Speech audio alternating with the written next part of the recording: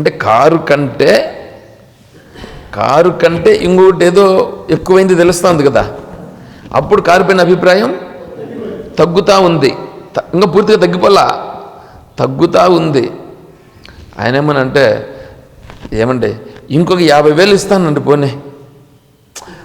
లేదండి అన్నాడు. 13 లక్షలండి ఇదో అని చెప్పి ఇచ్చేసాడండి. అప్పుడేం చేస్తాం? సరేనండి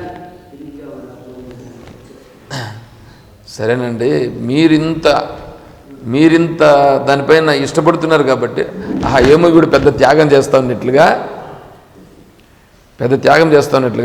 మీరు ఇంత ఇష్టపడుతున్నారు కాబట్టి నేను ఇంకొకటి తీసుకుంటానులేండి, సరే తీసుకోపోండి అని తృప్తిగా ఇస్తామా ఇవ్వమా?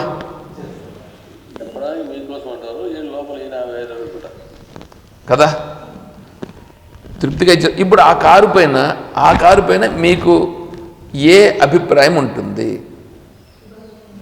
ఇచ్చేసినాం అతనికి అనే అభిప్రాయం ఉంటుందా, లేదా ఆ కారే నాకు కావాలని ఉంటుందా? ఇచ్చేసినాం. ఇప్పుడు దాన్ని చూసినా కూడా నువ్వేమనుకుంటావు? నీకేం ఇబ్బంది లేదు కదా. సేమ్ దాన్ని నేను ఇప్పుడు చెప్తాను చూడండి. ప్రపంచంలో ఉండేటివన్నీ సత్యం అని మనం పట్టుకొని ఉన్నాం. మీరు నోటితో చెప్తారండి సత్యం కాదని, నోటితో సత్యం కాదని చెప్తున్నారు. నేను అందుకని చెప్తున్నా, ఎక్కడ చెప్తున్నాను తెలిసిన, ధ్యానం చేసేటప్పుడు జపం చేసేటప్పుడు చెప్తున్నా, దేహము సత్యమా గుర్తించి ప్రశ్న వేయి అని అంటున్నా. అది నీకు తెలియాల్సి ఉంటుంది.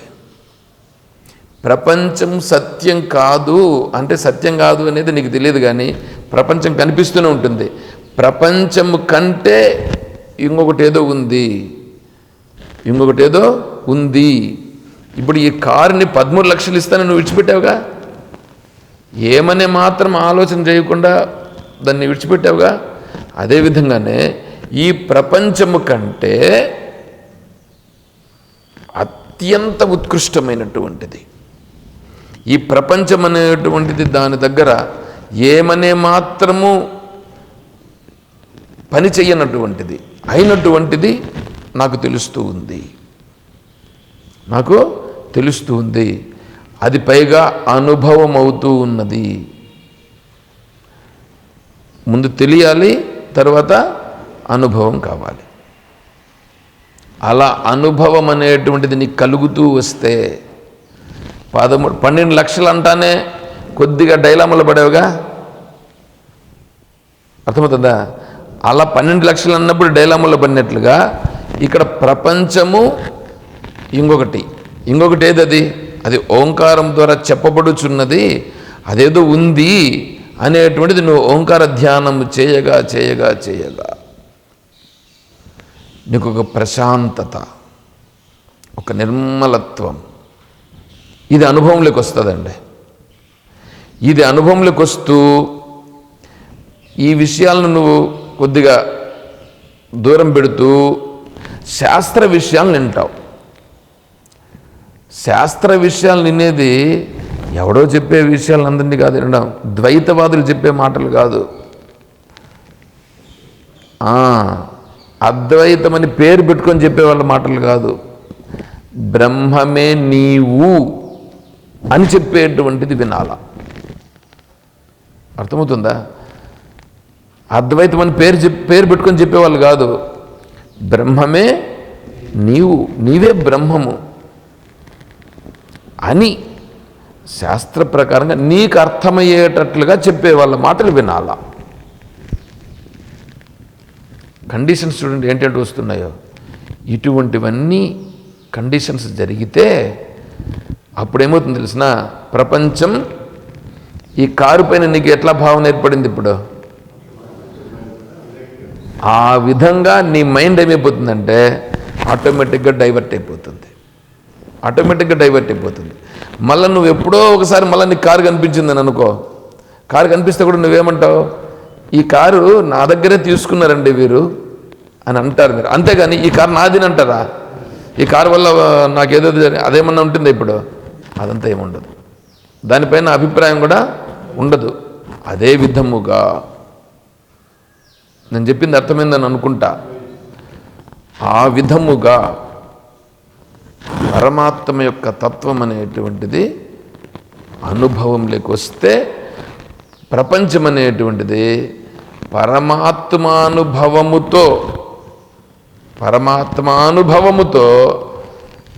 ఆటోమేటిక్గా మనస్సులో ఆటోమేటిక్గా దానిపైన తగ్గాల. అంతేగాని ఒక దాని మీద కోపంతోనో లేదా అట్లా ఉండకూడదు. స్త్రీలతో మాట్లాడకూడదు. స్త్రీలతో కలిసి ఉంటే మనసులో వికారాలు కలుగుతాయి. అట్లాగా ఉండకూడదు. అట్లా కాదు. స్త్రీ అయినా పురుషుడైనా ఎవరైనా కూడా ఇది పంచమహాభూతములతో తయారైనది అనే వివేక జ్ఞానము కన్నా దృఢపడితే, అది దృఢపడాలంటే నీకు ఈ అనుభవం రావల్ల. ఈ అనుభవం వస్తే అప్పుడు అది కలుగుతుంది. సరే, ఇంకొకటి చెప్తానండి.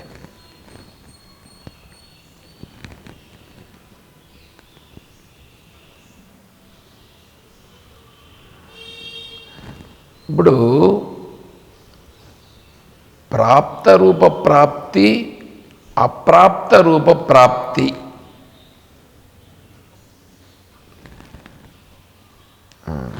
పది నిమిషాలు ఉంది టైం. సరే చెప్తాను. ప్రాప్త రూప ప్రాప్తి ఒకటి, అప్రాప్త రూప ప్రాప్తి రెండవది.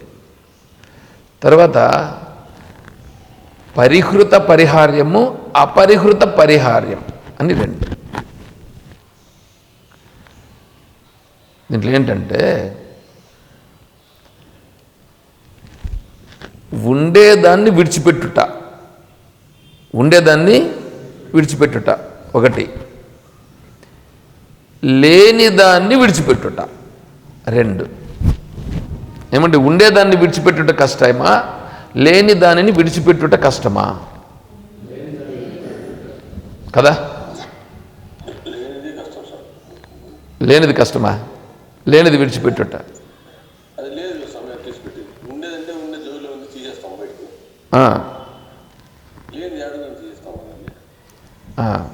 సరే, ఇప్పుడు నీ దగ్గర లేనే లేదు, దాని గురించి ఆలోచన చెయ్యొద్దని అనుకో, అదే అంతవరకు తీసుకో. మళ్ళా ఉండేదాన్ని పట్టుకునేది, లేనిదాన్ని పట్టుకునేది, ఏది ఈజీ? ఉండేదాన్ని పట్టుకునేది ఈజీనా, లేనిదాన్ని పట్టుకునేది ఈజీనా? ఉండేదాన్ని పట్టుకునేది ఈజీ, లేనిదాన్ని పట్టుకునేది కష్టం. అవునా? ఇదే వేదాంతం. ఇది వేదాంతం.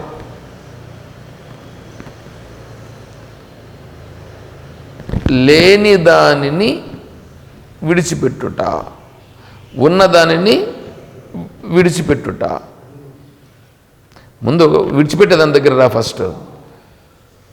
ఇప్పుడు ఉన్నదానిని విడిచిపెట్టాలనా, లేని దానిని విడిచిపెట్టాలనా అనేటువంటిదండి. ఉన్నదాన్ని విడిచిపెట్టడం కష్టం. ఎందుకంటే ఇల్లు వాకిలి ఇవంతా ఉన్నాయి కదా, ఇవంతా నావి అని ఉన్నాయి, వీటిని విడిచిపెట్టుట కష్టం. అదే వేరేటివి నాకు లేదు, ఏంటి, నాకు సీఎం పదవి లేదు, సీఎం పదవిని రాజీనామా చేయండి అన్నారనుకో, మిమ్మల్ని కష్టపడతారా?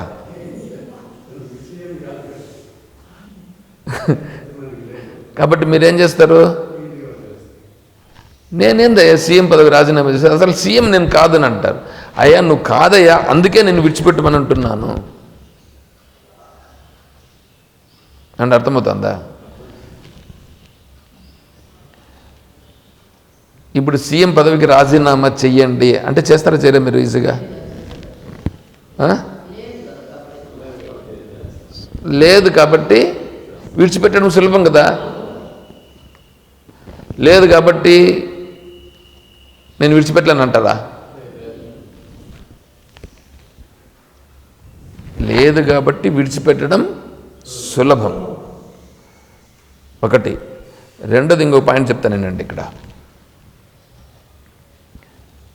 పోనీ మీకు సీఎం పదవి వచ్చే అవకాశం అన్నా ఉందా? మీకు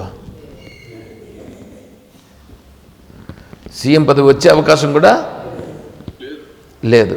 కాబట్టి మీరు దాన్ని విడిచిపెట్టడం కష్టమా? నీ మనసులో ఒకవేళ సీఎం పదవికి రాజీనామా చేయడం అనే దానికి నాకు ఇంక రేపో మన్నాడో వచ్చేట్లుగా ఉందండి, అందుకోసం నేను రాజీనామా చేయడానికి నేను ఇబ్బంది పెడుతున్నాను అనుకునేదానికన్నా ఉందా? లేదు కదా. ఇప్పుడు ఒకనికి దయ్యం పట్టింది, ఒకనికి దయ్యం పట్టిందండి. దయ్యం పట్టిండేవాడు ఉన్నాడే, వాడు మాట్లాడే విధానము, వాడు చేసే విధానం అంతా ఎట్లుంటుంది? దయ్యం పట్టినట్లుగా కదా వాడు వ్యవహారం చేస్తాడు. ఆ దయ్యం పట్టిండేదాన్ని దయ్యంను విడగొట్టాలి కదా, దయ్యం పోవాలి వాడి నుంచి, దయ్యము పోవాల. దయ్యం పోవాలనంటే ఆ దయ్యాన్ని పోగొట్టేటువంటి మంత్రాలు తంత్రాలు ఏదో చెయ్యాల. చేస్తే అప్పుడు దయ్యం ఏమవుతుంది? పోతుంది, దయ్యం పోతుంది. ఇప్పుడు వీడు ఎట్లుంటాడు? మామూలుగా ఉంటాడు, అవునా? ఇప్పుడు వీడు ఏం చేశాడంటే రోడ్డింటి పోతున్నాడు, సాయంకాలం పూట రోడ్డింటి పోతున్నాడు. వీడు పోయే రోడ్లో ఒక పెద్ద మర్రి చెట్టు ఒకటి ఉంది. ఆ మర్రి చెట్టులో దయ్యం ఉంది అని ఇంతకుముందు పెద్దోళ్ళందరూ చెప్తూ ఉన్నారు. లేకుంటే శ్మశానం ఉంది, దాని పక్కలో మర్రి చెట్టు, పక్కలో శ్మశానం, దాంట్లో దయ్యాలు ఉన్నాయి కాబట్టి ఎవరు ఆ రోడ్లో పోవద్దు అని చెప్తారు, ఒంటరిగా పోవద్దు ఇట్లా చెప్తూ ఉన్నారు. అందుకని ఎవరు పోరు. ఇప్పుడు వీడు ఆ చెట్టుని చూసినాడు, మర్రి చెట్టుని చూస్తే దానికి వాడికి ఫస్ట్ ఏం గుర్తొస్తుంది? దయ్యాలు గుర్తొస్తాయి. ఎందుకు గుర్తొస్తాయి దయ్యాలు? చెప్పినారు కదా, చెప్పిండేదంతా వినున్నాడు కదా, చెప్పిండేదంతా వినున్నాడు. అందువల్ల వీడికి ఆ మర్రి చెట్టు చూస్తే చాలా దయ్యం గుర్తొచ్చేస్తుంది. కొంతకాలం తర్వాత ఏమైందంటే వీడు వేరే ఊరి నుంచి ఒంటరిగా రావాల్సిన పరిస్థితి ఏర్పడింది. ఒంటరిగా రావాల్సిన పరిస్థితి ఏర్పడింది. వాడి మనసులో ఏముంది? ఆడ దయ్యం ఉంది, ఆడ దయ్యం ఉంది, ఆ రోడ్లో పోకూడదు, కానీ ఇప్పుడు నేను పోకపోతే తప్పదు అని ఉంది. వాడు ఆ రోడ్లో వచ్చినాడు. రోడ్లో వస్తే దయ్యం ఉంది, దయ్యం ఉంది అనుకుంటాడు కదా, ఆడేదో కొద్దిగా నల్లగా కనిపించింది. అక్కడికి వచ్చే లోపల నల్లగా కనిపించింది. వీడికి ఏమవుతుంది చెప్పండి? అవునా కదా? వీడికి అట్లా అయిపోయింది, వీడికి దయ్యం పట్టినట్లు అయిపోయింది, దయ్యం పట్టినట్లు అయిపోయింది. వీడు వచ్చేసాడు ఇంటికి. అయితే ఇంటికైతే వచ్చేసినాడు విపరీతంగా మాట్లాడడం, ఏమేమో చేయడం. ఎందుకంటే ఆ నల్లగా కనిపించింది, దయ్యం కనిపించింది కదా, ఏమేమో చేస్తున్నాడు. ఇప్పుడు మళ్ళీ వాడికి భూత వైద్యుల్ని వాళ్ళని వీళ్ళని పిలుచుకొని వచ్చి మంత్రాలన్నీ వేసి ఆ దయ్యాన్ని పోగొడుతున్నామని వాని నుంచి ఏందో ఒకటి చేసి ఆ నల్లగా వచ్చేటట్లుగా చేసి ఒక భూత వైద్యుడు దాన్ని ఒక సీసాలో పట్టి బంధించి దయ్యం నేను పట్టేసినానండి అని చూపించినాడు. ఇప్పుడు వీడికి ఏమవుతుంది? దయ్యము పోయింది అని ఏర్పడుతుందా? ఏర్పడదా? ఏర్పడదా? ఇప్పుడు వీడు ఫ్రీ అయిపోతాడా? ఇప్పుడు దయ్యం పట్టిందా, దయ్యం వదిలిందా?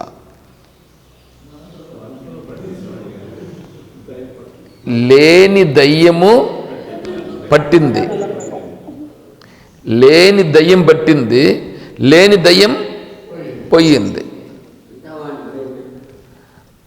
లేని దయ్యం పట్టింది కదా, వీడు పట్టిందని అనుకున్నాడు. ఇప్పుడు పోయేదానికి మధ్యలో ఎన్ని చేయాల్సి వచ్చింది? ఒక భూత వైద్యుడితో పోలా, ఒకటి చేస్తే పోలా. ఇంకొక భూత వైద్యుడు వచ్చి చేస్తే పోలా. ఇట్లా 4-5 మంది భూత వైద్యులు డాక్టర్లు వాళ్ళందరినీ సంప్రదించి ఏందో చేస్తే వీడి మనసుకి ఎప్పుడో ఒక స్థితిలో ఇది కరెక్ట్ అనేటువంటిది కలుగుతుంది. అప్పుడు వీడికి ఉపశమనం కలిగి దయ్యము పోయింది అనే భావన వీడికి ఏర్పడుతుంది. వీడికి దయ్యం పోయింది అనే భావన ఏర్పడితే అప్పుడు వీడికి ఇప్పుడు రిలీఫ్ వస్తుంది. అవునా? ఏమండి, ఇప్పుడు నేను అడిగే ప్రశ్న ఏంటంటే, ఉండే దయ్యం పోయిందా లేదా లేని దయ్యం పోయిందా? లేని దయ్యమే కదా పోయింది. ఉండే దయ్యం పోయిందా కదా? సేమ్ ఇప్పుడు రా, ఈ ప్రపంచమని నువ్వు ఏదంటున్నావో, ఈ ప్రపంచం నువ్వు ఏదంటున్నావో ఆ ప్రపంచం దయ్యం లాంటిది. ఈ ప్రపంచం ఉందని నీకు ఎట్లా తెలుసు?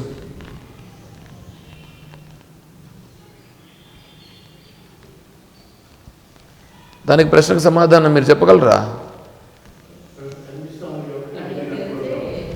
నువ్వు దాన్ని పట్టుకున్నావు, పైగా ఇది సత్యము సత్యము సత్యము అని కనిపిస్తూ ఉందని. కనిపిస్తూ ఉండేది ఒకటి, దాన్ని నువ్వు అనుకుంటా ఉండేది వేరే. ఏమంటే మనిషి కనిపిస్తున్నాడా, కొడుకు కనిపిస్తున్నాడా? మనిషి కదా కనిపిస్తున్నాడు, కానీ నువ్వేమంటున్నావు? కొడుకు అన్నావా లేదా? మనిషి కనిపిస్తూ ఉందా, భార్య కనిపిస్తూ ఉందా?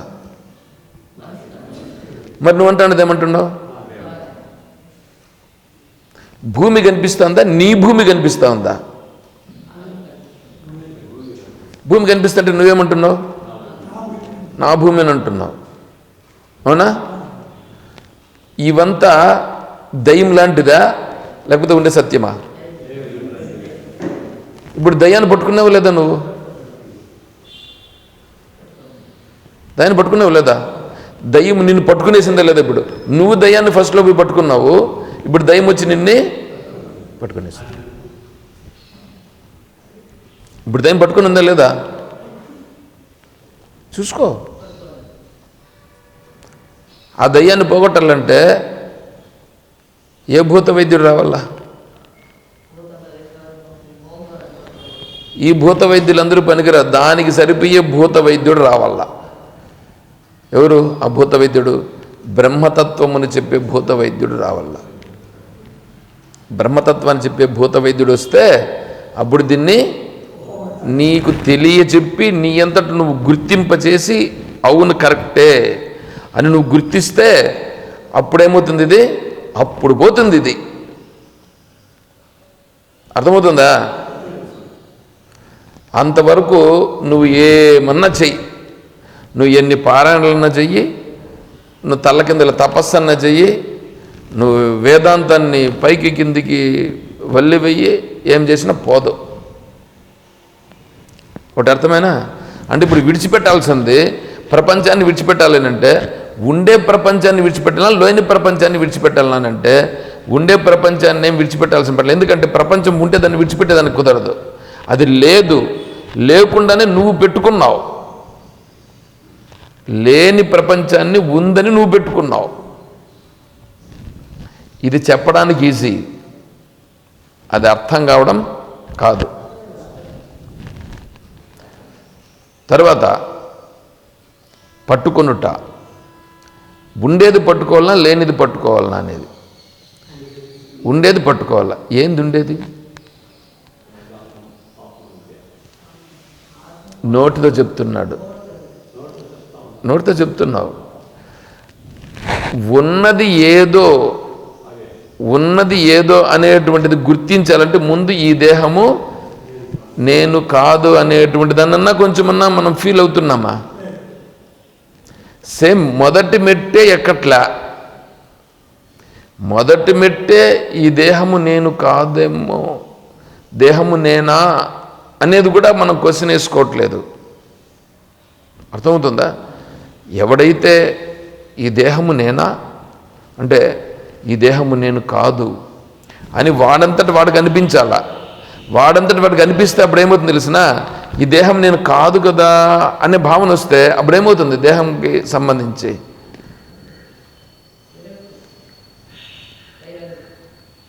అయ్యా ఈ కారు నాది కాదు అని అంటే ఆ కారుని గురించి ఎట్లా చూసుకుంటావు? అప్పుడు ఇష్టం లేకుండా పోతుంది. అదేవిధంగానే ఈ దేహం అనేటువంటిది నేను కాదు, నాది కాదు అనేది ఇక్కడ నీకు అనుభవంలో రావాలి. ధ్యానములో అనుభవంలోకి రావాలి. రెండవది ఇప్పుడు చెప్పాను కదా, బ్రహ్మబోధక స్థితి అంటే నువ్వు బ్రహ్మమే నువ్వు, అహం బ్రహ్మాస్మి బ్రహ్మైవాహమస్మి అనేది నీకు అనుభవంలోకి రావాలా. అది వస్తే అది విచారణతో తెలియాలి, ఇక్కడ అనుభవంతో రావాలి. రెండు వస్తే అప్పుడు దేహభావన ఏమవుతుంది? పోతుంది కాదు, దేహభావన ఉండదు. దేహభావన ఉండదు, పోతుంది కాదు. పోతుంది, యాటికి పోతుంది? దీన్ని ఇంకా నేను బాగా వివరంగా చెప్పాలా, మీకు అర్థమయ్యే దానికోసం ఇంత మాత్రమే చెప్పాను. దానికి ఒక ఆయన సన్యాసి భజగోవిందంలో ఉండేటువంటి ఒక శ్లోకానికి అర్థం రాశాడు. నాకైతే చాలా బాధ అనిపించింది.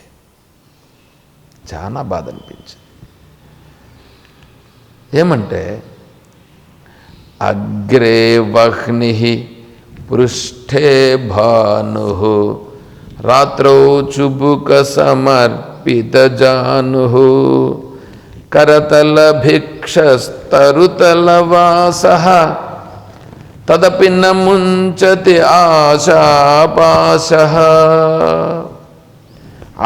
ఆశను కదా ఉంది అక్కడ మనకి టాపిక్. దురాశను విడిచిపెట్టాలని కదండి ఉంది. మీరు ఎంత కథని వింటున్నట్లుగా వింటున్నారు కానీ పాయింట్లకు లేరు మీరు. నేను ఏది చెప్తున్నా ఆశ అనేటువంటి దాంతో ముడిపడి ఉంది, గుర్తించల్లా. ఇప్పుడు